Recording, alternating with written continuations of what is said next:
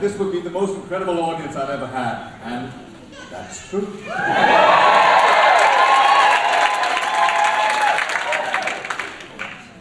Communication is what I'm going to be talking about today. The communication isn't something that you acquire and you apply, it's something that you do, it's something about the way you be.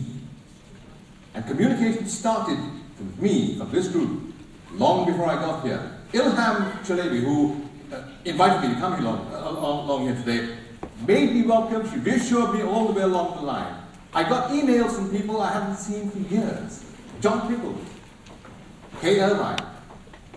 I got an email even from someone I'd never met before, Robert D'Souza, welcoming me so that I would feel at ease with this group even before I arrived.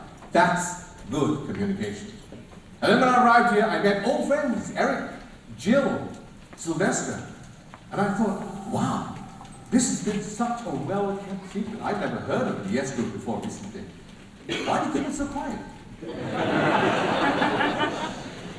So, last Sunday, I was up in Birmingham, and I was talking to a member of the Yes Group in Birmingham, Simon Zushi, and I said, Simon, I'm going to be talking down here in London. I need something simple, a symbol to signify the difference between people and the way in which they communicate. He said, I've got just the thing for you, and he gave me this. I said, what's that? He said, it's a bit of old rope. Actually, it's 3 bits of old rope, and he said, look, that symbolizes the difference between people and the way in which they communicate. Some people speak at great length.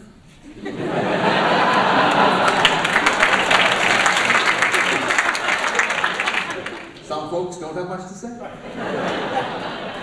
And others are kind of in between. Yeah? So I said, okay, so there are differences. Now, how do you equalize that to prevent miscommunication? He said, very simple. What you do is you bring together the elements that they have in common, like, common ends. Bring them together, put them together like this, and then the rest of it you just shove into the melting pot and squeeze it like that. And who knows, if you're lucky, you might end up with 3.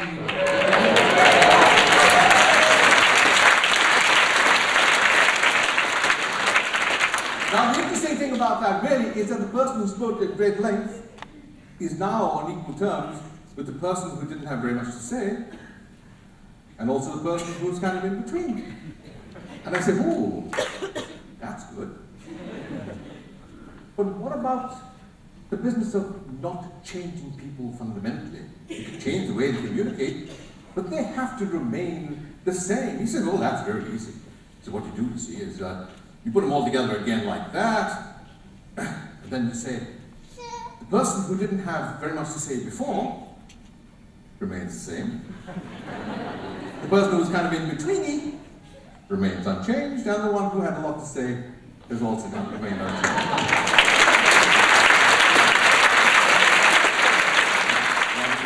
Consider a new way of communicating.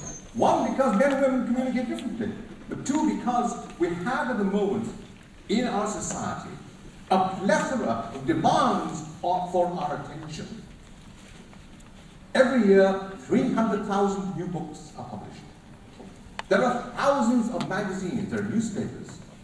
There are 2 billion websites. There are 225 billion editorial pages. There are posters, ads, printed ads in the newspapers and magazines that we see. There are broadcast commercials on the radio and the television. And they're all screaming for our attention.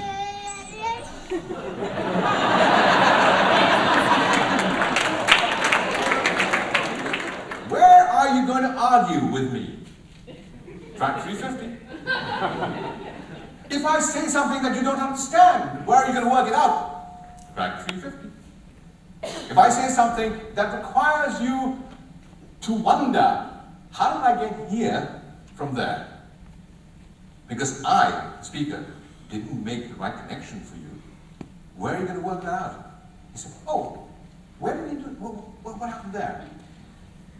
In track 350. Now, while you're in track 350, you're not listening to what's happening on track 150. So the shaded area there is the bit that you have missed. Now, park that idea for a minute. Just park it. And consider this. Every piece of communication Every piece of communication that you make to somebody that is of a significant nature has to be a persuasive piece of communication. You think not? Do you care if the other person listens to you and agrees with you? Do you care? Do you care? Yes. If you care, then you must want to persuade them to your point of view. Isn't that right? Yeah? Now, if you're trying to persuade people to your point of view, you want to take them from where they are to where you want them to be. That's the arrow on that left-hand side there. If you interrupt that process several times, it's not going to work. Because the other person hasn't heard your full argument. Does that make sense to you? Yeah? Now, what I've done here is to break down in a very simple way, to show you in almost a mechanical kind of way, one of the ways in which communication fails.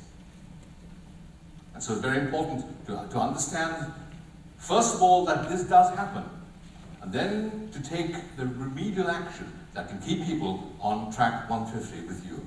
Does this make sense to you? Yes. Yeah?